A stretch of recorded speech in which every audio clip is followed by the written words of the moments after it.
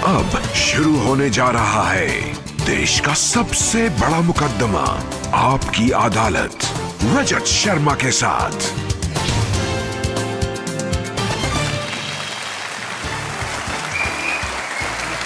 Thank you. आपकी अदालत में आपका बहुत बहुत स्वागत है। आपकी अदालत में आज हम मुकदमा चलाएंगे एक ऐसी शख्सियत पर जिन्होंने पिछले 50 साल से देश की राजनीति का हर रंग देखा है। देश के सबसे अनुभवी, सबसे सीनियर नेताओं में से एक ऐसे नेता जिन्होंने न जाने कितनों को कुर्सी पर बिठाया, न जाने कितनों को कुर्सी से उतारा। प्लीज वेलकम देश के सबसे सीनियर नेताओं में से एक, गुलाम नबी आजाद।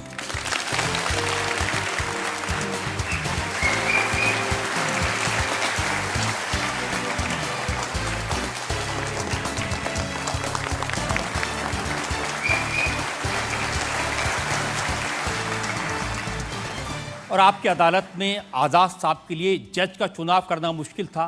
इतना लंबा अनुभव, 50 साल का पॉलिटिकल करियर।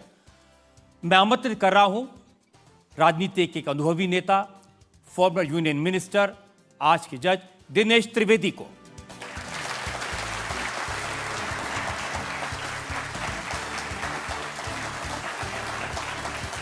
और इससे पहले कि आपकी अदालत में इल्जामात, सवालात का सिलसिला शुरू करें, आज के जज दिनेश त्रिवेदी की इजाजत चाहेंगे आज की कार्रवाई शुरू करने के लिए। इजाजत।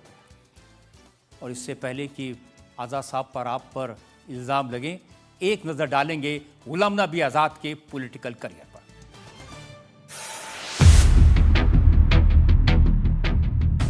गुलाम नबी आजाद देश के सबसे सीनियर पॉलिटिकल लीडर्स में से एक हैं। गुलाम नबी आजाद ने 50 साल पहले कांग्रेस ज्वाइन की थी। कश्मीर में कांग्रेस के ब्लॉक लेवल सेक्रेटरी के रूप में काम शुरू करने वाले गुलाम नबी आजाद कांग्रेस में कई स्टेट लेवल पोजीशंस पर रहे। नेशनल लेवल पर इनकी पहचान बनी जब ये यूथ कांग्रेस के नेशनल प्रेसिडेंट बने। गुलाम नबी आजाद ने कांग्रेस के जनरल सेक्रेटरी की पोजीशन पर सबसे ज्यादा साल तक काम करने का रिकॉर्ड बनाया। करीब 35 साल तक गुलाम नबी आजाद कांग्रेस पार्लियामेंट्री बोर्ड और वर्किंग कमेटी के मेंबर रहे। ये वो वक्त था जब ज्यादातर टाइम केंद्र में कांग्रेस की सरकार थी। गुलाम नबी आजाद 1982 से 2014 तक कांग्रेस की जो भी सरकार बनी उसमें मिनिस्टर रहे। गुलाम नबी आजाद उन गिने चुने नेताओं में से हैं जिन्हें पार्टी के चार प्रधानमंत्रियों इंदिरा गांधी, राजीव गांधी, नरसिम्हा राव और मनमोहन सिंह की सरकारों में मंत्री बनाया गया।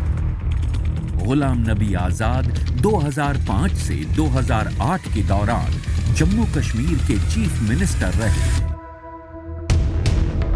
इन्होंने 7 साल राज्यसभा में विरोधी दल के नेता की जिम्मेदारी भी संभाली।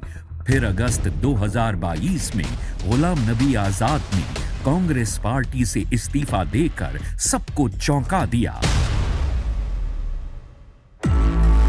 डेमोक्रेटिक प्रोग्रेसिव आजाद पार्टी के अध्यक्ष गुलाम नबी आजाद आजकल चर्चा में हैं अपनी ऑटोबायोग्राफी आजाद को लेकर। संजय गांधी से लेकर इंदिरा गांधी, राजीव गांधी और सोनिया गांधी के करीबी रहे गुलाम नबी आजाद आपकी अदालत में अपनी पैरवी खुद करेंगे। आइए शुरू करते हैं आज का यह खास मुकदमा गुलाम नबी आजाद पर। आपकी अदालत में पहला इल्जाम। आपकी अदालत में देश के सबसे सीनियर लीडर्स में से एक गुलाम नबी आजाद पर इल्जाम है कि ये बेवफा निकले। आजाद साहब, जब से आपकी किताब आई है, कांग्रेस के आपके पुरानी साथी कह रहे हैं कि किस्सा ये क्या हो गया, ए दोस्तू बेवफा हो गया। कोई कह रहा है वफा जिनसे की बेवफा हो गए। और कांग्रेस पार्टी के ऑफिशियल प्रवक्ता ने आपके लिए एक शेर अर्ज किया है, गम इस बात का नहीं कि ये बेवफा हो गया, अफसोस इस बात का है क्या था क्या हो गया।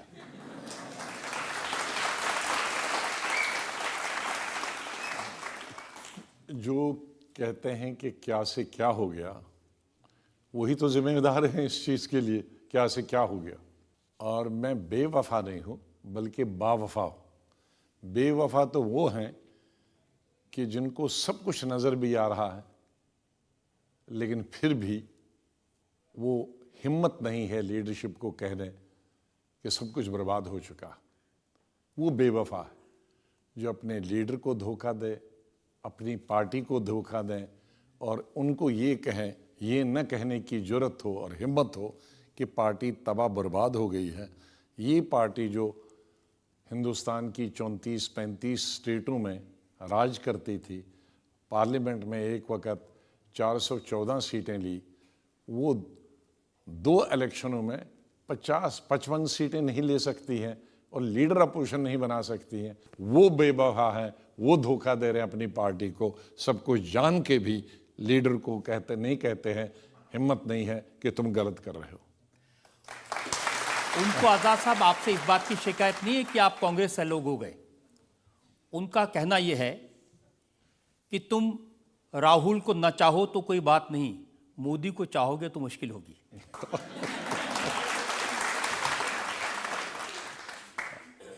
न हम मोदी जी को चाहते हैं और न हम राहुल जी को न चाहते हैं।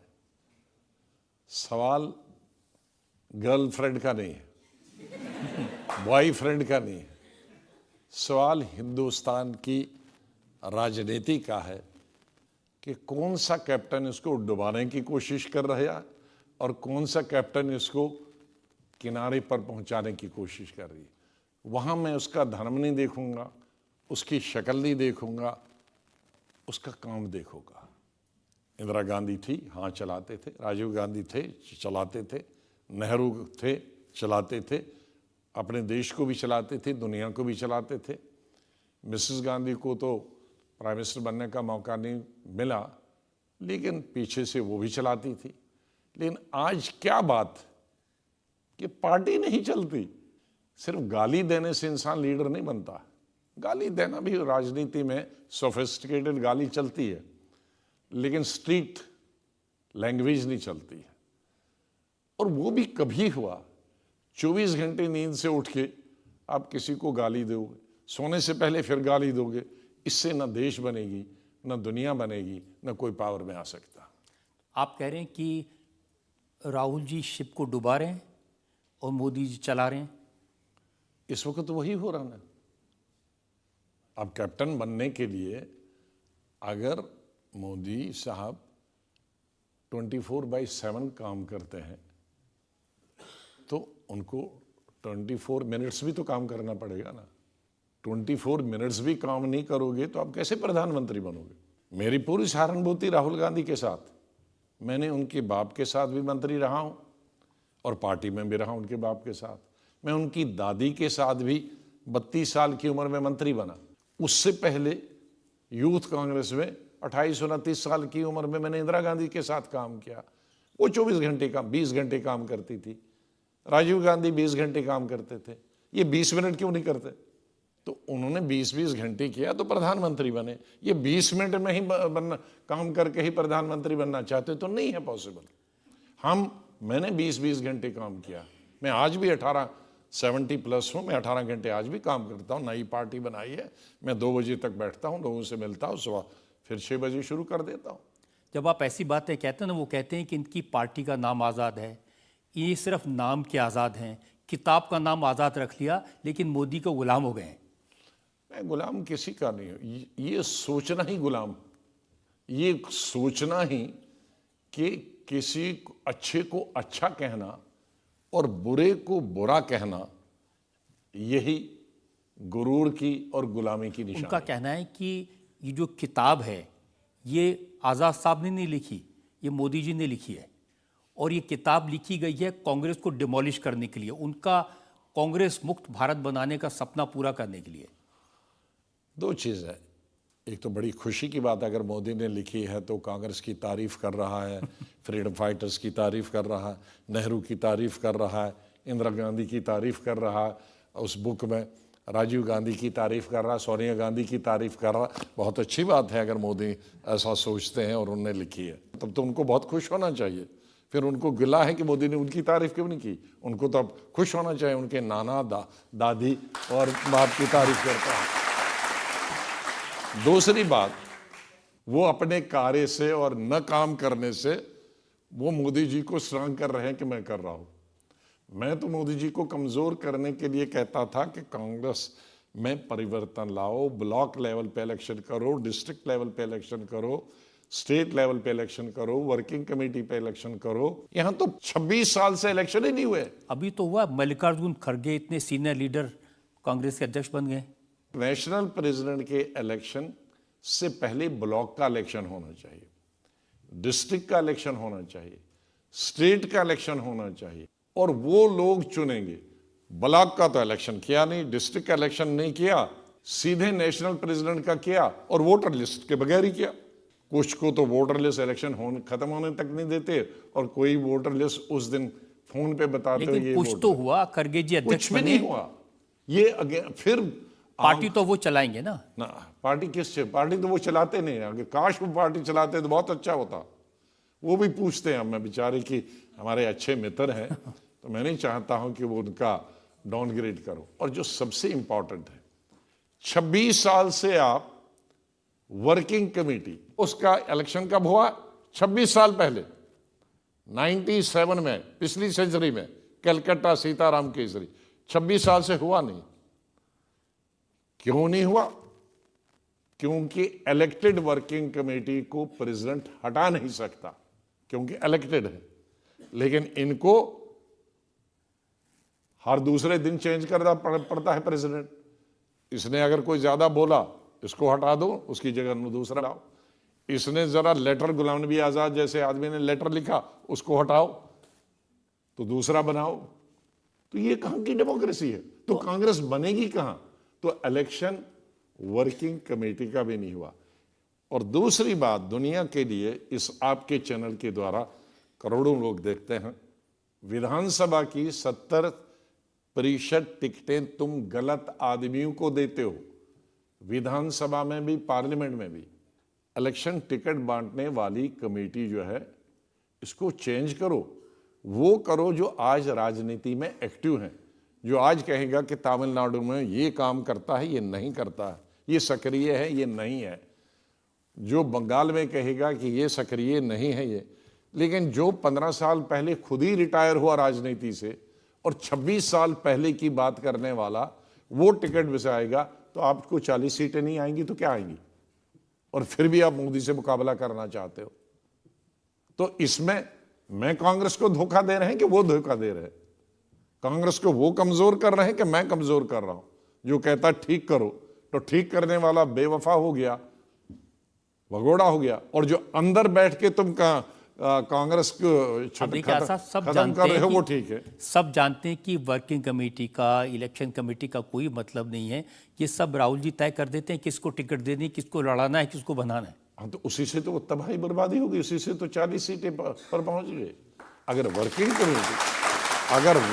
कमेटी डिसाइड करी, जो फील्ड में काम करते हैं वो अच्छे आपको नाम देंगे। लेकिन अगर एक आदमी दिल्ली बैठकर, जिसको पता ही नहीं है, वो टिकट देगा, तो 40 सीटें, कभी 20 भी आ जाएंगी। अब देखिए, दिग्विजय सिंह तो आपकी उम्र के हैं, उतने ही अनुभवी हैं कांग्रेस के। उन्होंने कहा कि गुलाम नबी आज़ाद कांग्रेस को डिमोलिश करना चाहते हैं, हमने तो उनकी नई पार्टी को डिमोलिश कर दिया। अंदर बैठकर वो भी यही कहते हैं, लेकिन रीढ़ की हड्डी बड़ी कमजोर है उनकी, मेरी पूरी है। जब हमारे साथ बैठते हैं वो कहते हैं इस आदमी ने डुबो लिया। लेकिन इतने गट्स नहीं है हमारी तरह कि हम कह रहे हैं आप डुबो रहे। जब मेरे साथ 1 घंटा बैठेंगे हाँ कि डुबो रहे हैं, हमको भी जाना चाहिए था, लेकिन हिम्मत भी तो होनी चाहिए। वो तो भारत जोड़ो यात्रा में चल रहे थे उनके साथ। चलने से क्या हुआ कि चलने से जो छवि थी पप्पू की, वो बदल के एक तपस्वी की हो गई।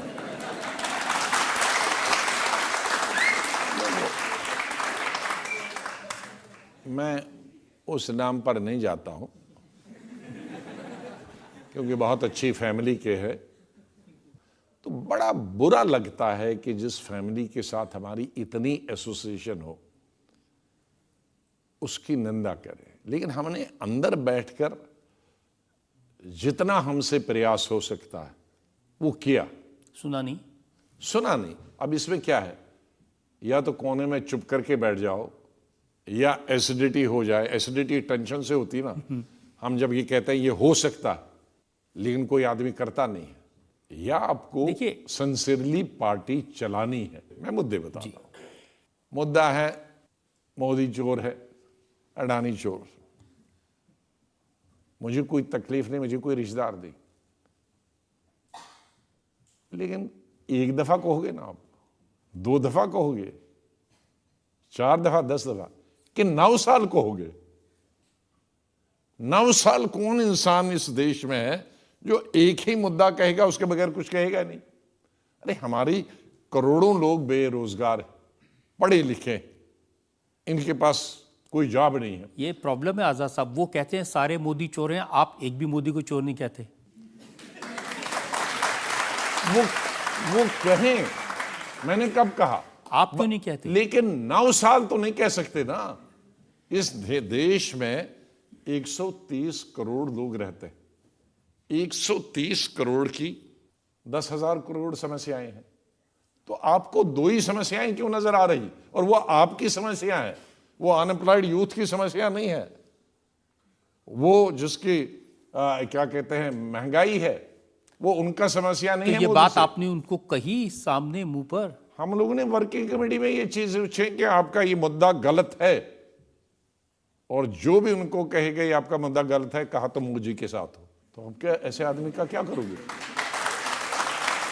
आप किसी को सलाह दोगे और कहोगे नहीं आप मेरे दुश्मन से मिले हो, तो आप ठीक कैसे होगे? तो आप मोदी जी आपके लिए पार्लियामेंट में रोएं, सिसकिया बन जाएं, 12 मिनट आपकी तारीफ करें, तो ये तो कहा ही जाएगा कि आप मोदी से मिले हुए हैं। मैं दुआ करता हूं कि राहुल जी भी इस तरह का कोई काम करे कि इसके लिए मोदी जी रोएं।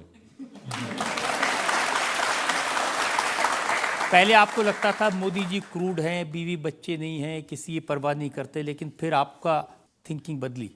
देखो, मोदी जी को मैं 90 से जानता। जब ये जनरल सेक्रेटरी थे पार्टी के, मैं भी general secretary, national general, Atal ji के ज़माने में, तब हमारा एनकाउंटर होता था। जैसे आज आपने बुलाया तो कभी वो सामने है, उनसे सवाल ये, बीजेपी वर्सेस कांग्रेस। फिर हम दोनों चीफ मिनिस्टर रहे, वो भी चीफ मिनिस्टर थे जम्मू, वो अपने स्टेट के, मैं अपने, तब संबंध रहे, लेकिन मैं इतने नज़दीक से नहीं जानता। फिर 7 साल में लीडर पोजीशन रहा, वो 7 साल प्रधानमंत्री, वो अभी भी प्रधानमंत्री, लेकिन ज़्यादा मिलना जुलना। लेकिन मीटिंग, हर सेशन में 2-3 मीटिंगें होती थी, उनमें उनका लिसनर बड़े थे, सुनते बैठते हैं सबकी भाषा। लेकिन मैं सोचता था बड़ा क्रूड है कई चीज़ों में। 7 साल मैंने इनके खिलाफ बहुत बोला एज लीडर अपोजिशन, आमने सामने, जैसे हम आमने सामने हैं, आमने सामने विरोध करना बड़ा मुश्किल होता है। तो 1 घंटा मैं हर भाषण में इनके आमने सामने कहता था आपकी ये पॉलिसी गलत है, ये पॉलिसी गलत है, ये अपना बेड़ा गर्क किया, ये किया। जो अच्छा भी करता था मैंने कभी नहीं बताया कि आपने अच्छा किया, शायद मेरी गलती थी, वरना राहुल गांधी मुझे पहले से ही कहते हैं कि ये बीजेपी वाले हैं। लेकिन जब मेरा पार्लियामेंट से रिटायरमेंट हो गया, मेरी अवधि खत्म होगी, क्योंकि जम्मू कश्मीर में वो भी मोदी जी की वजह से, वरना मैं अभी पार्लियामेंट में होता, तो उन्होंने मेरा नुकसान भी किया, क्योंकि मैं जम्मू कश्मीर से चुन के आता था, वहाँ की विधानसभा राज्यसभा भेजती, तो वो विधानसभा उन्होंने भंग की है 4-5 साल से, 5-6 साल से, वहाँ गवर्नर रूल है, तो विधानसभा ही नहीं थी, तो मुझे कौन चुनता? तो ये आपकी बेवफाई का सबूत है। तो ये नाराजगी मेरी थी, और उस गवर्नर रूल को हटा के विधानसभा करने की भी मेरी बड़ी कोशिश थी ताकि हम पार्लियामेंट में आए। तो मेरा गुस्सा तो बराबर उन पर जारी था, उनका गुस्सा भी स्वाभाविक होना चाहिए था कि मैं 7 साल उनका विरोध किया। लेकिन जब उन्होंने भाषण किया, अलविदाई भाषण, तो मेरा दृष्टिकोण बदल गया कि ये आदमी क्रूड हो सकता, इसकी और हमारी विचारधारा मिलती नहीं है, शायद इनकी विचारधारा से देश में नुकसान हो रहा, लेकिन जब उन्होंने भाषण शुरू किया तो मुझे मोदी जी का दूसरा चेहरा भी नजर आया, एक स्टेट्समैन का। प्राइम मिनिस्टर कई चीजें गलती करता है, ये नहीं मैं कहूंगा, मैंने अपने बुक में भी लिखी है क्या क्या गलतियां उनमें, लेकिन ये कहना कि मेहनत नहीं करता है वो कहना बेवकूफ़ी होगा। It's a very hard work. लेकिन जिस तरह से वो रोए और एक ऐसे दृश्य को दोबारा मेरे सामने लाया जिसमें वो भी रोए और मैं भी रोया। उसने क्यों रोया? असली ये मेरी जुदाई थी नहीं थी या कोई बॉयफ्रेंड गर्लफ्रेंड का मामला नहीं था, एक इंसानियत पर रोए। क्योंकि जब मैं मुख्यमंत्री था तो गुजरात की एक बस गुजराती पैसेंजर लेकर टूरिस्ट बस कश्मीर आई थी और सुबह सुबह ही मुझे सीआईडी ने बताया ये गुजरात की पैसेंजर की बस थी और उस पर हमला हो गया ग्रेनेड से और कुछ लोग मर गए और कुछ लोग जख्मी हैं। तो मेरे पास जो कपड़े उस वक्त में तैयार, नाश्ता मैंने किया था, सीधे पहुंच गया, साइड पे पहुंचा। मैंने लाशें देखी, मैंने टुकड़े देखे, मैंने बच्चे रोते। अब सब जब जाओगे तो चीफ मिनिस्टर आए तो वो बच्चे मेरे टांगों में, हमारा बाप मर गया, हमारी माँ मर गई, उनकी फैमिली मेंबर। तो मैं बेबाहर रोया जोर से, चिल्लाते चिल्लाते। इसी बीच मोदी जी गुजरात चीफ मिनिस्टर थे, उनका फोन आया। तो शाम को जब मैं अलविदा करना एयरपोर्ट पे गया, सी ऑफ करने गया इन डेड बॉडीज को, तो जहाज में फिर पकड़ लिया इन लोगों ने।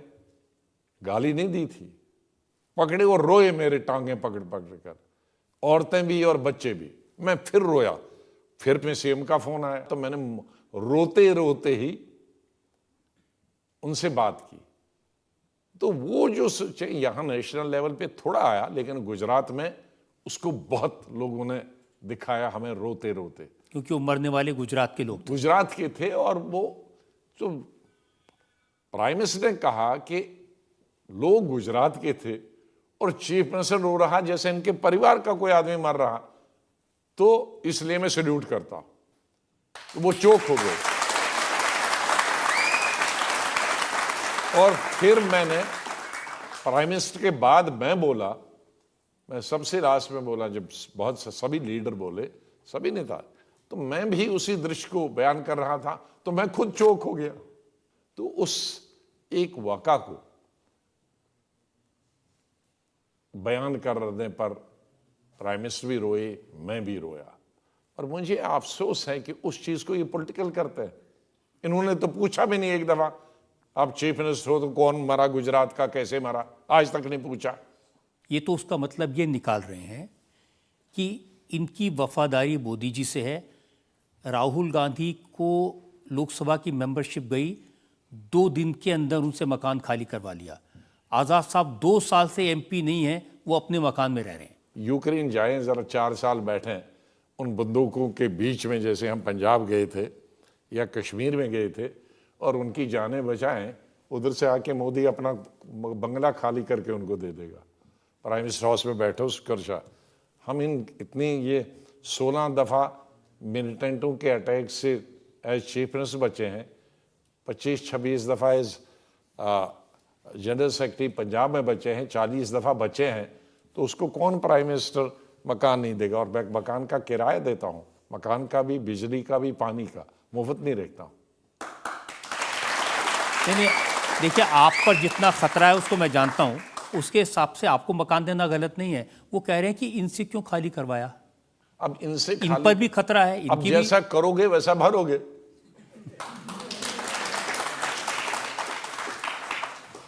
अब 24 घंटे गालियां दोगे तो वो भी तो जरा खुजली करेंगे। कांग्रेस छोड़ने वाले आप अकेले नहीं हैं।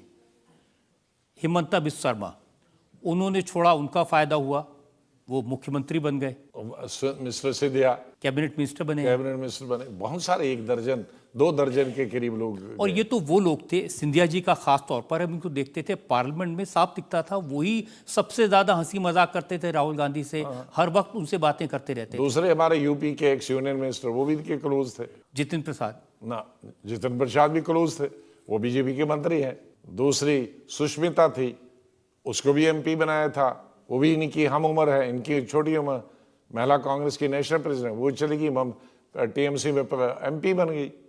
तो इनके तो सब यूथ वाले ही छोड़ के जा रहे हैं। क्यों जा रहे हैं? इनके स्वभाव से। हिमंता की कहानी तो हमने सुनी है, वो मिलने गए थे और उन्होंने कहा कि राहुल गांधी कुत्ते को बिस्किट खिलाते रहे, मुझसे बात नहीं की।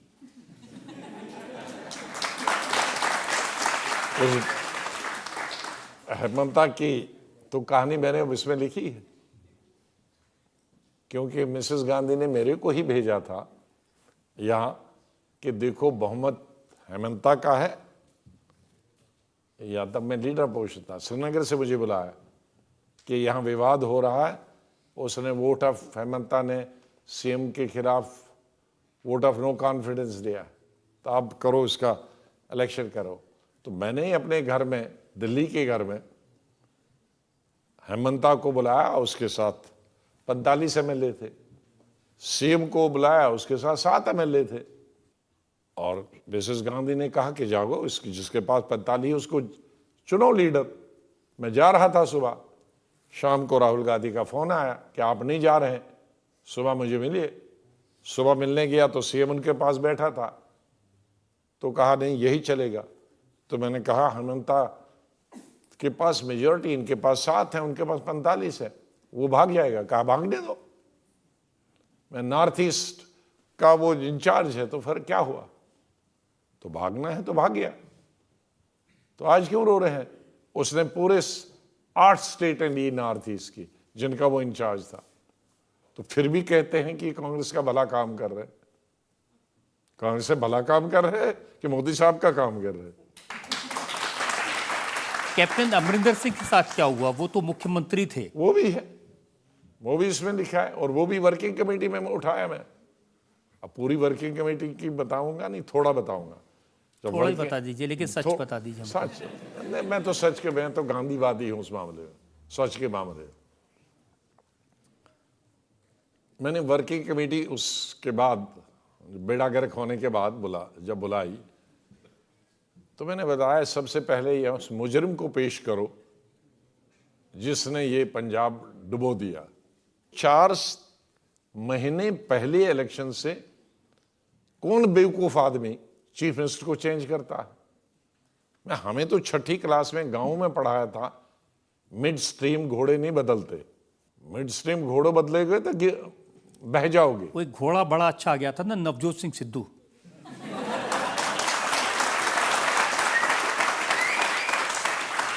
हाँ, ये वाकई है, इतना बड़ा घोड़ा मैंने देखा नहीं जो पैसेंजर को लेके खुद ही डूब जाए। मैंने आज तक हिंदुस्तान के 138 साल के न पढ़ा है और 50 साल से देखा कि कांग्रेस प्रेसिडेंट नवजोत सिद्धू इलेक्शन तकरीरों में कहता है ये जो चीफ मिनिस्टर झूठ बोल रहा है, या आपसे प्रॉमिस जो कर रहा है गलत कर रहा है, क्योंकि जिसने जीत के ही नहीं आना, ये चोर है। इतना ही नहीं, उनकी बेटी भी इलेक्शन कैंपेन कर रही है पार्टी की कि हमारा चीफ मिनिस्टर चोर है। तो कौन गधा वोट देगा उस पार्टी को,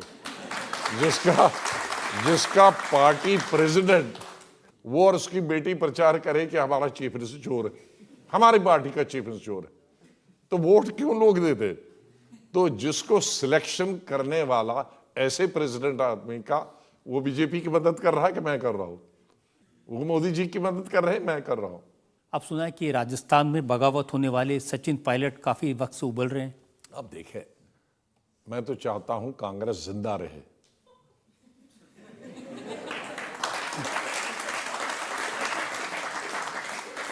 लेकिन कैप्टन खुद ही चाहता है शिप डूब जाए, तो मैं कैसे बचाऊं? कैप्टन चाहता है कि जल्दी और जहां ज्यादा टर्बुलेंट है उसमें ले जाओ, यहां डूब नहीं रहा कम वक्त। अभी आधा 90% डूबा है, लेकिन थोड़ा सा इसमें कुछ नजर आ रहा है, उधर टर्बुलेंट पानी में ले जाओ, जल्दी डूब जाए। एक शायर ने कहा ना कि मेरी किश्ती वहां डूबी जहां पानी कम था।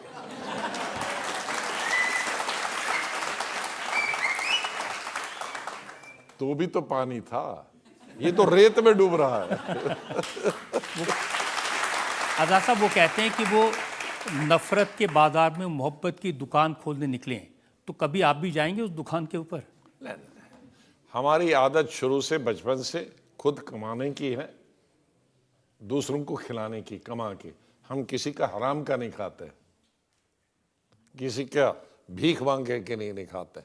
वो भीख मांग के खाते हैं, तारीफ करो, जूता पॉलिश करो और दे दो पोजीशन, और हमारा विरोध करो, मोदी का विरोध करो।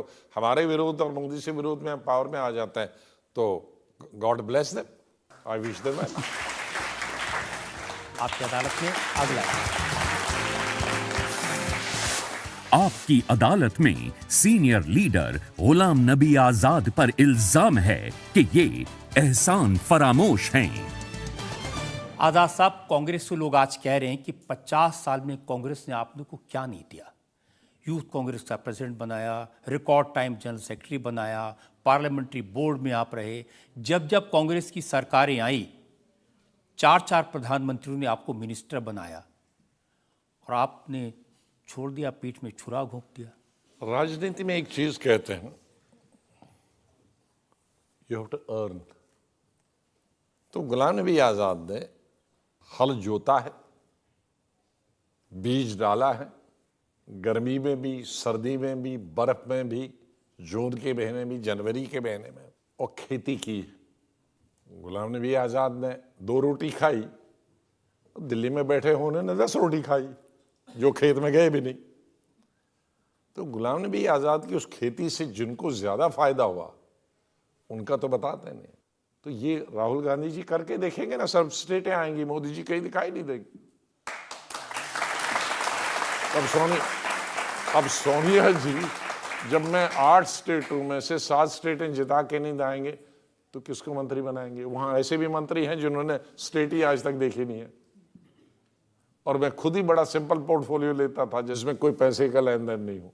सोनिया जी से आपकी रिलेशनशिप थी, उसको देख करके मुझे मजदूर सुल्तानपुरी की वो लाइनें याद आ रही हैं।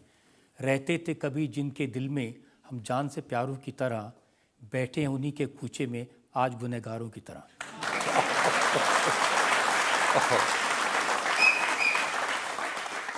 देखिए, हमारे जो आदर है, रिस्पेक्ट है, मेरे ख्याल में उनको भी होगा, उनको भी पछतावा होगा, हमें भी पछतावा है। लेकिन जो लोग जिम्मेदार हैं, इसमें खाली राहुल गांधी जिम्मेदार नहीं है, इसमें और भी जिम्मेदार हैं। हमने उनका उल्लेख किया कि कौन डुबाने आए हैं, तो हम ही को कहा कि आप गलत बोल रहे हैं, वो ठीक है। तो डुबाने के लिए जो गए हैं वहां, वो डूब रहे हैं, तुम डूब जाओ। तो इतना सब हो रहा था, सोनिया जी ने इंटरव्यू नहीं किया? आपने उनसे नहीं, वो बात कहते हैं हाँ, वो मानते थे हाँ डुबाने वाले हमें मालूम है, लेकिन फिर भी उन्हीं पे भरोसा करते थे। हमारे सामने उसके खिलाफ बोलते थे, उन डुबाने वालों के, ये डुबो देंगे, लेकिन भरोसा चलाते थे, फिर भी किश्ती उन्हीं से। तो जब डूबना ही चाहोगे आप, तो हम कैसे आपकी नैया पार कर सकते हैं? सर, हमने सुना है बागबानी आपका पहला प्यार है और आप उसमें काफी समय बिताते हैं। मेरा गार्डन में, दिल्ली के ही गार्डन में तकरीबन 30-35 किस्म के फूल होते हैं, और हेड गार्डनर में खुद हूं। कोविड में भी मैं नंबर 1 था, कोई कंपटीटर ही नहीं था। अब कई सालों से मैं कंपटीशन नहीं करता हूं कि बेचारा कोई दूसरा भी जीत जाए, वरना हम ही जीतते जाएं। तो दैट इज। आप अपने शौक पूरा करने के लिए बहुत टाइम लगाते हैं, 8-8 घंटे खुरपियाँ चलाते हैं गार्डन में। तो राहुल जी विदेश जाने का शौक पूरा करते हैं, उससे क्यों लोगों को प्रॉब्लम होती है? नहीं, देखो, बहुत बहुत अच्छी बात आपने की। मैं तो कहता हूं कि वो अपने शौक, जिंदगी के जितने हैं और भी शौक हैं, अच्छे इंसान, हर इंसान को जिसको शौक नहीं है बेकार आदमी है। वो शौक करो, इसको क्यों डुबा रहे हो जिसका शौक नहीं है? जिस चीज का शौक नहीं है। ये तो उनका एक मिशन है, मोदी जी से लड़ाई लड़नी है। जो आप वो कहते हैं 7 साल एलओपी थे, ठीक से नहीं लड़े, सारी लड़ाई उनको लड़नी पड़ती थी। ऐसी लड़ाई क्यों लड़ रहे हैं कि जिससे मोदी साहब, बीजेपी वाले सुबह से शाम तक आरती उतारे इनका कि ये रहे। ये बात आपने ठीक पकड़ी है। अब इतने ही कहूंगे तो फिर तो कहेंगे ये आरएसएस है। अभी तक कहता है। आपको इस चीज़ से भी प्रॉब्लम है कि जो नए ज़माने की कैंपेन है, जिसमें फेसबुक है, जिसमें ट्विटर है, सोशल मीडिया है, उस पर क्यों इतना ज़्यादा ध्यान दिया जाता है?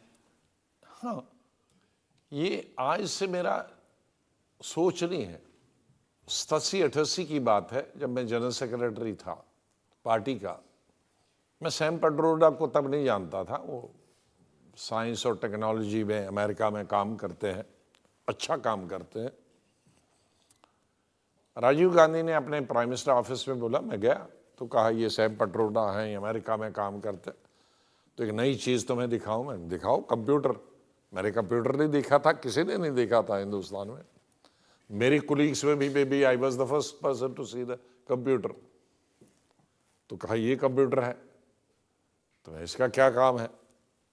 तो कहा इसमें सब नाम है, तुम पूरे कांग्रेसियों को ब्लॉक, तुम ये जो घूमते हो पंजाब गांव गांव जाते हो, उधर गांव गांव जाते हैं, कोई गांव की जाने की। राजीव गांधी ने कहा तुम यहाँ कंप्यूटर से ही उनको ये सब कर दो। तो मैंने कहा धन्यवाद। तो मैंने उनको सैम पेट्रोडा को, बेचारा अमेरिका जाइए, हमारे प्राइम मिनिस्टर को खराब मत करिए, हैं? अच्छा भला प्राइम मिनिस्टर है, ये तमाशे दिखा के इसको खराब करो। ये हिंदुस्तान है, ये अमेरिका नहीं है कि जहां अमेरिकन प्रेसिडेंट इलेक्शन लड़े टेलीविजन पर। यहां गांव गांव जाना पड़ता है, घर घर जाना पड़ता है, चाय पीना पड़ता है, खाट पे अब बैठना। ज़माना बदल गया आज़ाद साहब, आप पुराने ज़माने के आदमी हैं। नहीं नहीं, वही जमाना है। मोदी जी पुराने जमाने के आदमी हैं, हुकूमत कर रहे हैं। ये नए जमाने के आदमी हैं, 40 सीटें लेते हैं। सिर्फ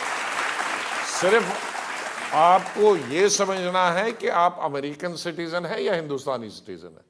हिंदुस्तानी सिटीजन है तो हिंदुस्तान के हिसाब से जाओ। जनता से जरूर सवाल पूछना चाहते हैं। राहुल जी और प्रियंका जी को आपने बचपन से देखा है, तो दोनों में से आपके हिसाब से कौन सा नेचुरल लीडर है? मेरा काम नहीं है, मैंने तो बच्चों की तरह उनको देखा है जी। और प्रियंका को तो मैं बेटी की तरफ मानता हूं और बेटी कहता हाँ हूं, जी। इसलिए मैंने कभी उनके खिलाफ एक शब्द भी नहीं कहा। जी। और राहुल गांधी के खिलाफ मैं नहीं हूं। राजीव गांधी जी का बेटा है, ठीक है, हम चाहते हैं स्वस्थ रहे, आगे बढ़े। मुझे सिर्फ उनसे एक ही रोष है, जिस चीज में तुम्हारा इंटरेस्ट नहीं है उस चीज को क्यों पकड़ के रखो। राजनीति इंदिरा गांधी 24/7 थे, राजीव गांधी 24/7 थे, नेहरू 24/7 थे, लेकिन ये तो 24 मिनट भी नहीं है। और मोदी जी 26/7 है, 2 घंटे वो कहीं और से।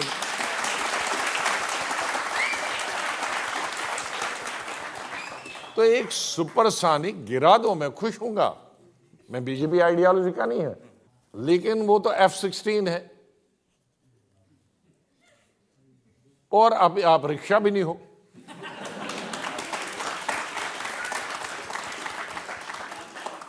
तो जो आपके बस का नहीं है उसको छोड़ दो, किसी जिसके बस का है उसको दे दो, लेकिन चलाना भी खुद ही है और हिम्मत भी नहीं है।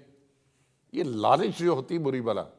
तो राहुल जी से मेरी निवेदन है, भगवान उनको लंबी आयु दे दे, सेहत दे दे, लेकिन ये आपके बस का नहीं है।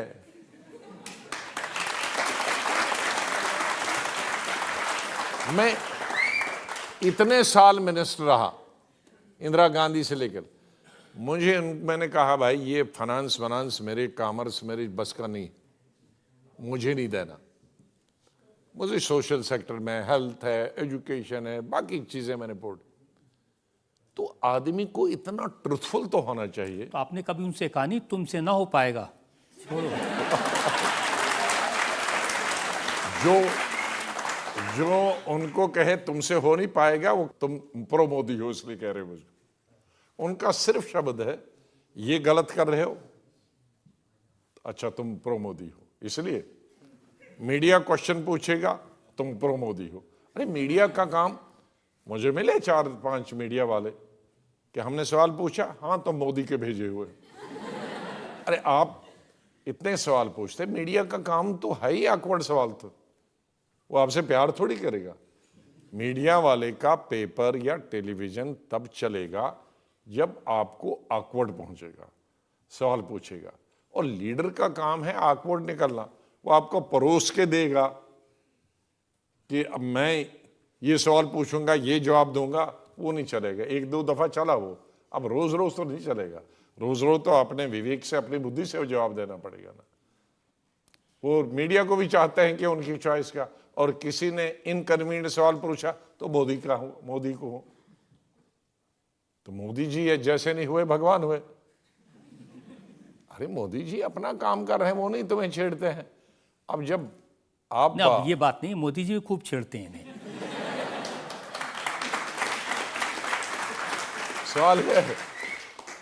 सवाल है ये 24 घंटे वो एक टक मारते हैं ना, तो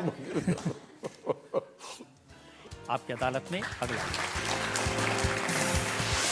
आपकी अदालत में सीनियर लीडर गुलाम नबी आजाद पर इल्जाम है कि इनकी बातों में विरोधाभास है।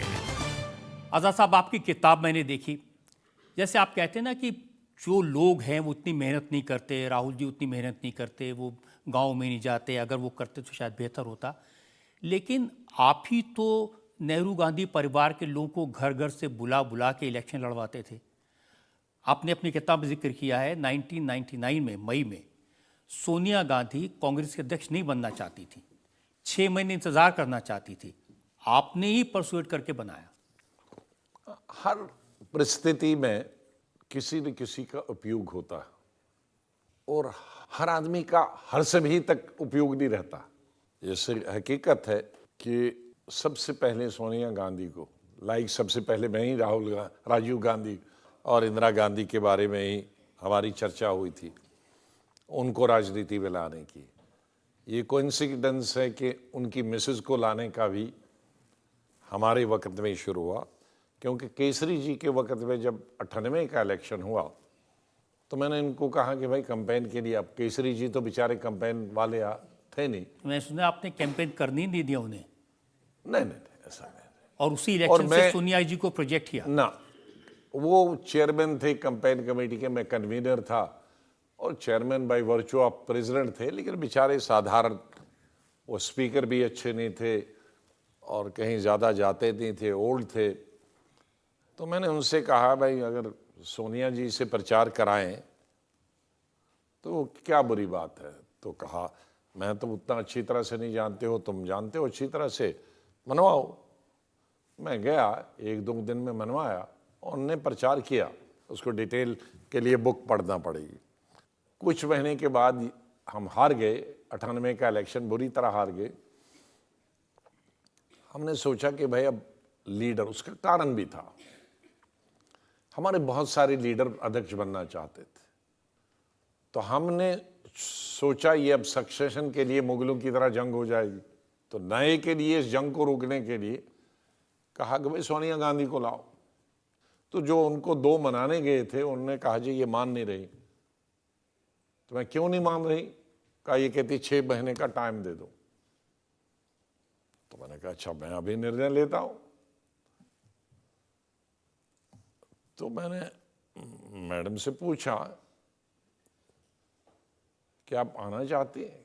कहा नहीं मुझे 6 महीने का दे दो। मैंने कहा मैं एक सवाल पूछूंगा आपसे, उसका जवाब दीजिए, आप राजनीति में आना चाहती हैं कि नहीं आना चाहती?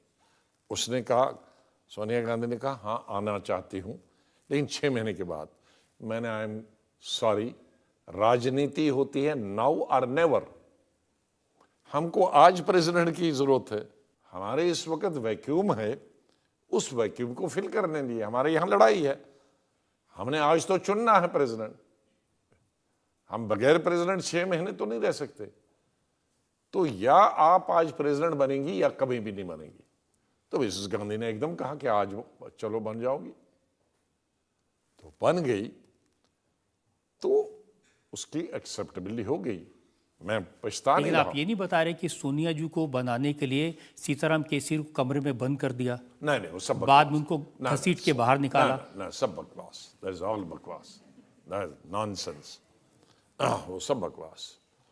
वो घर चले गए थे, अपने घर चले गए, साथ में वर्किंग कमेटी के 2 लोग गए थे। आपने किताब में जिक्र किया है बेल्लारी का, जहां से आप ले गए थे सोनिया जी को चुनाव लड़वाने के लिए। हाँ, वो ठीक है, उसका मैंने जिक्र किया, अभी मैंने किया कि उसको मैंने इसलिए कहा था क्योंकि वो वहाँ से लड़ी रही थी रायबरेली से। तो मैंने सोनिया जी को कहा कि आप रायबरेली से तो आपका फैमिली सीट है, कोई क्रेडिट जाए, आप कर्नाटक से साउथ से जीत के आओ, तो एक साउथ में कांग्रेस की मैंने हमेशा जो किया वो कांग्रेस के हित में किया। जब जीत गई तो कांग्रेस के हित में सोनिया गांधी को मैंने कहा कि भाई इंदिरा जी ने भी एक गलती की थी, अब आप गलती नहीं करना कि साउथ से तुम रिजाइन करोगे और यहाँ फिर अपनी कॉन्स्टिट्यूंसी पकड़ोगे। आप कर्नाटक रखो अपने पास और रायबरेली में प्रियंका को लगाओ, क्योंकि प्रियंका आपकी इलेक्शन इंचार्ज रही है, उसको जानकारी है। लेकिन दूसरे तीसरे दिन देखा कि उन्होंने उसको नहीं दिया और किसी को दिया। उन्हें बेल्लारी उन्होंने रिजाइन कर दिया था। हाँ, बेल्लारी से। तो एक तरफ केरला है, लेकिन एक तरफ प्रियंका गांधी को एक्टिव पॉलिटिक्स में आने में इतनी देर क्यों लगी? अब वो फैमिली का मामला है, वो भी अलग मामला है। मैंने बुक में नहीं लिखा है कि वो फैमिली का ही फैसला था कि बेटी को नहीं लाना है, सिर्फ बेटे को ही लाना है। लेकिन बाद में आई वो, लेकिन पीछे चलती है। फिर वो जरा लगता है किश्ती चल नहीं रही एक से, तो चलो 2 चलाएं। लेकिन प्रियंका की खुद की हमेशा इच्छा थी सियासत में आने की। हाँ, बिल्कुल थी। और राहुल की नहीं थी? क्योंकि मैंने एमपी बनने से पहले मुझे कुछ पता नहीं है उनके बारे में।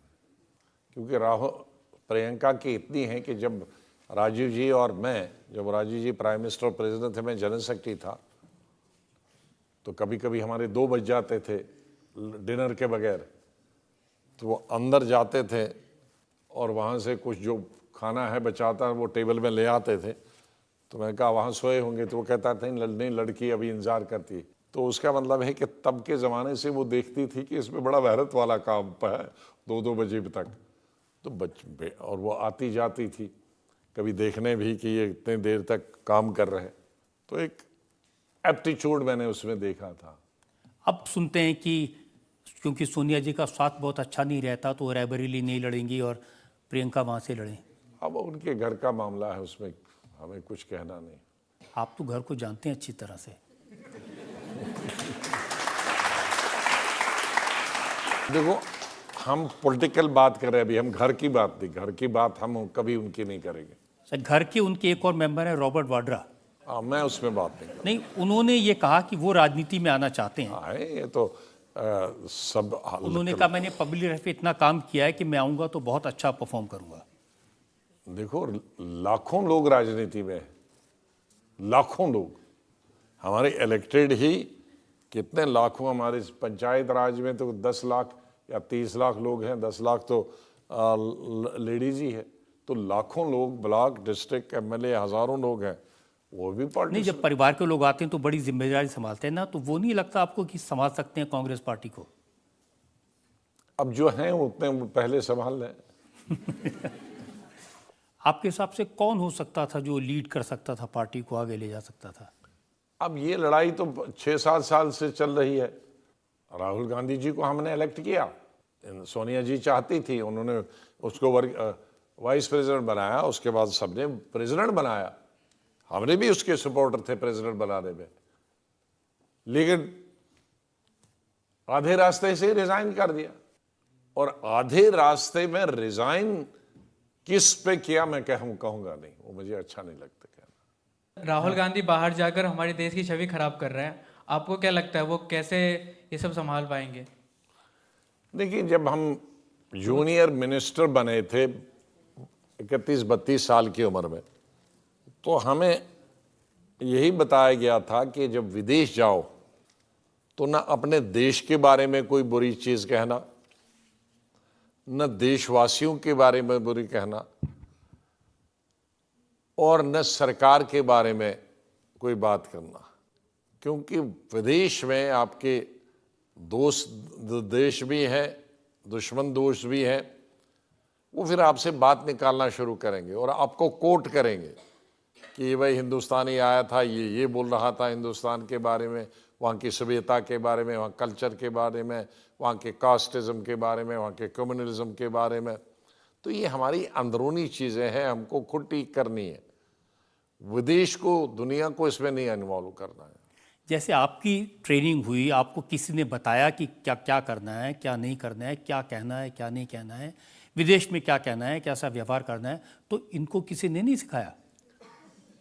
जब माइंड सेट बनता है कि मुझे सब कुछ मालूम है पूरी दुनिया के बारे में, तो उसका इलाज क्या है? ये तो वो कहते हैं कि मोदी जी को कुछ नहीं मालूम, मुझे सब मालूम है, और इसलिए मोदी जी मुझसे डरते हैं।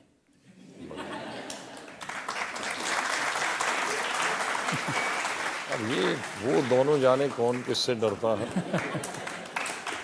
आपकी अदालत में अगला हिस्सा। आपकी अदालत में सीनियर लीडर गुलाम नबी आजाद पर इल्जाम है कि ये लोगों को गुमराह करते हैं। आज़ाद साहब, अपनी किताब में आपने लिखा है कि एक समय ऐसा था कि आप कांग्रेस प्रेसिडेंट बन सकते थे, आप सीनियर थे, अनुभवी थे, बनते बनते रह गए क्योंकि आप मुसलमान थे, माइनॉरिटी से थे। ये नहीं कहें कि संदर्भ में मैंने हिस्ट्री की बात लिखी कि उस वक्त तकरीबन 60 या 65 साल 47 से पहले कांग्रेस रही, उन 60-65 सालों में 12 या 13 माइनॉरिटीज़ के अध्यक्ष रहे हैं राष्ट्रीय कांग्रेस के, लेकिन 75 साल में एक भी नहीं रहा। और जिसको चाहो बना सकते थे, क्यों नहीं बनाया? लेकिन मैंने तो वही बताया ना, खाली सेकुलरिज्म कहने से कुछ नहीं होता, उस पर एक्ट भी तो करना है। तो जैसे आप माइनॉरिटी का होने की वजह से बनते बनते रह गए, सोनिया गांधी भी प्रधानमंत्री बनते बनते रह गई, क्या इसलिए वो माइनॉरिटी की थी इसलिए, या फॉरेनर थी इसलिए? नहीं, खैर वो तो माइनॉरिटी ना समझती हैं अपने आप को और ना कोई समझता हो, क्योंकि मेजॉरिटी से शादी की है, लेकिन उसका माइनॉरिटी मेजॉरिटी से, और उनको माइनॉरिटी लिया भी नहीं किसी ने, मेजॉरिटी ही लिया, और वो मेजॉरिटी का प्रैक्टिस भी करती हैं, हिंदू धर्म को प्रैक्टिस करती है।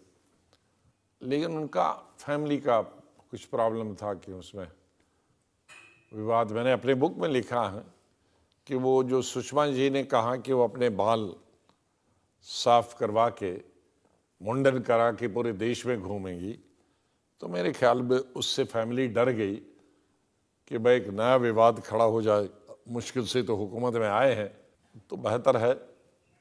लेकिन कभी आपकी बात नहीं हुई इस बारे में?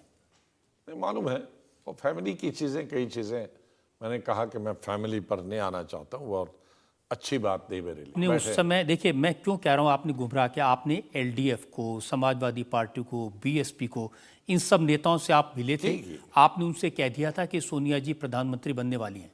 हाँ, लेकिन हमारी 3-4 ही लोग उस वक्त हम थे,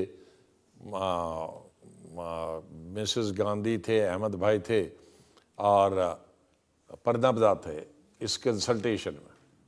तो जब उन्होंने डिसाइड किया तो मैं मीटिंग से उठ के चला गया, और शाम को तीसरी मीटिंग में मैं गया नहीं मीटिंग में, तो हमने अपना विरोध, लेकिन उन्होंने कहा हमारी कुछ फैमिली मजबूरियां हैं, वो बताई, और मैं चुप बैठ गया। ठीक है। और डॉक्टर मनमोहन सिंह को क्यों चुना? शरीफ आदमी थे, पढ़े लिखे थे, विद्वान थे, बहुत अच्छे फाइनेंस मिनिस्टर थे, हम बहुत कुलीग रहे। मनमोहन सिंह जी 5 साल फाइनेंस मिनिस्टर थे, मैं सिविल एविएशन टूरिज्म मिनिस्टर था, हमारी बहुत अच्छी बनती थी, और ईमानदार, बहुत ईमानदार। आपने कभी नहीं सोचा कि प्रणब मुखर्जी अगर प्राइम मिनिस्टर बनते तो बेहतर देश को चला सकते थे? वो भी एक, अब इतनी तो चॉइस आपको दे दी, जिसको हमने चुन लिया था, तो अपने उनकी कंपैटिबिलिटी तो होनी चाहिए थी, उनको किससे ज़्यादा बन सकती थी, और एक छवि बनी थी Manmohan Singh ji as finance minister कि भाई जो कुछ भी उपलब्धि हुई, चाहे प्राइम मिनिस्टर नरसिम्हा राव था, लेकिन फाइनेंस मिनिस्टर पर लोगों को विश्वास था, क्योंकि इकोनॉमिस्ट थे, दुनिया के जाने माने इकोनॉमिस्ट थे। लेकिन उस समय ये बात बहुत पब्लिसाइज की गई कि मनमोहन सिंह को इसलिए बनाया गया कि वो माइनॉरिटी से आते हैं। रियल माइनॉरिटी तो सिख है नहीं, रियल माइनॉरिटी तो आपको मालूम है कौन है। ए के एंटनी जैसे नेता कहते हैं वी नीड हिंदूज, हमें हिंदुओं की ज़रूरत है। अब वो स्पाइनलेस आदमी है बेचारे।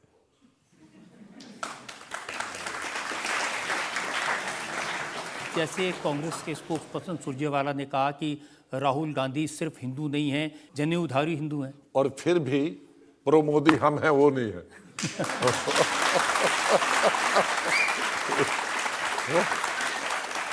लेकिन चुनाव में आजकल हिंदू की जरूरत पड़ रही है। ये चुनाव ही तो सबसे बड़ी मुसीबत।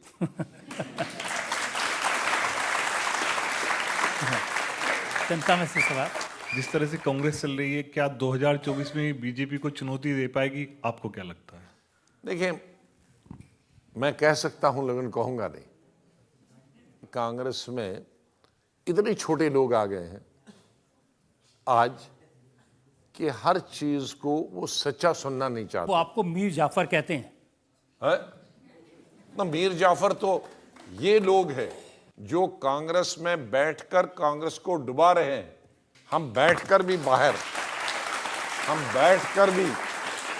हम बाहर अपोजिशन में रहकर भी कहते हैं कि कांग्रेस सरवाइव करनी चाहिए। डेमोक्रेसी के हित में है, कांग्रेस वालियों के हित में। कांग्रेस वाले डिजर्व नहीं करते, लेकिन जमहूरियत के हित में है एक और नेशनल पार्टी होनी चाहिए। दो नेशनल पार्टियां वो होंगी। तो कह रहे हैं कि जमहूरियत है ही नहीं, लोकतंत्र खत्म हो गया, मोदी जी ने खत्म कर दिया, सबका गला घोट दिया। तो उसके लिए ये उनकी मदद कर रहे हैं। अगर मोदी जी ने, ये तो मोदी जी की मदद कर रहे हैं 24 घंटे। मोदी जी अगर 24 घंटे सत्ता में रहने के लिए हैं, कांग्रेस लीडरशिप 48 घंटे काम कर रही है उनको सत्ता में रहने के लिए। तो उनका सवाल रह गया कि 2024 में आपको क्या लगता है क्या नहीं, होगा? मैं अगर कहूंगा कि ये हार रहे हैं वो जीतते हैं, अगर मैं कहूंगा बीजेपी जीत रहेंगे, कहते बीजेपी वाले हैं। मैं कहूंगा कांग्रेस आगे बढ़ रही, कहेगी ये कांग्रेस ज्वाइन कर रहे हैं।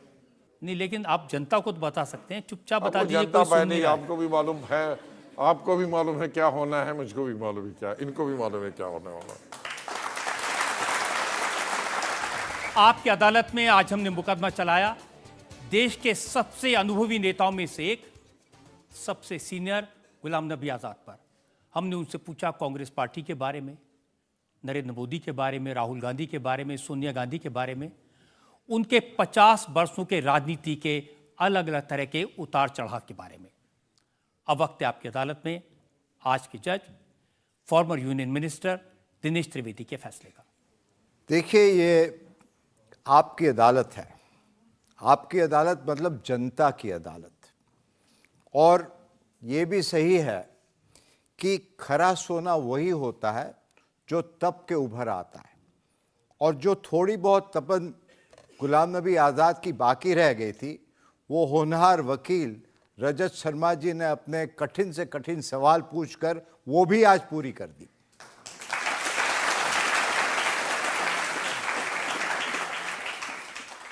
अब सवाल ये था पहले कि बेवफा, तो याद आ गया जो कहते हैं बेवफा वो जानते नहीं वफा क्या है।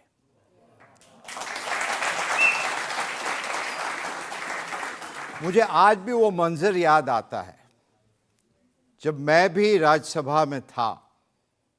एक देश के नेता हमारे प्रधानमंत्री मोदी जी और दूसरे विपक्ष के नेता गुलाम नबी आज़ाद जी, भावुकता का सवाल आया। तो आज मैं ये भी अदालत को कहना चाहूँगा कि वो मंजर ऐसा था कि हम सब भावुक हो गए थे। एक पर्टिकुलर पार्टी की बात हम नहीं करेंगे, वो भावुक हुए थे कि नहीं पता नहीं, मगर हम सब बहुत भावुक हुए थे क्योंकि भावुकता थी देश के बारे में। तो कहते हैं ना, मिले सुर मेरा तुम्हारा तो सुर बने हमारा। तो दोनों का सुर बना तो हिंदुस्तान का सुर बना।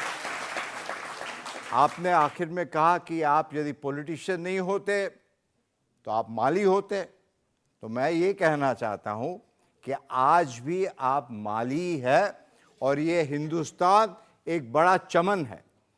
इस चमन को आप अच्छी तरह सींचे और हमारी इस अदालत की शुभकामनाएं आपके साथ है और ये चमन हंसे फूले और आगे बढ़े, मजबूत रहे।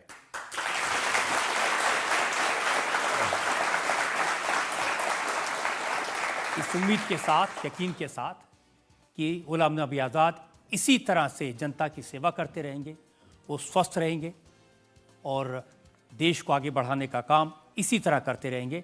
आज का मुकदमा यहीं ख़त्म करते हैं। अगले हफ्ते आपसे मुलाकात होगी एक नई शख्सियत के साथ। तब तक के लिए नमस्कार।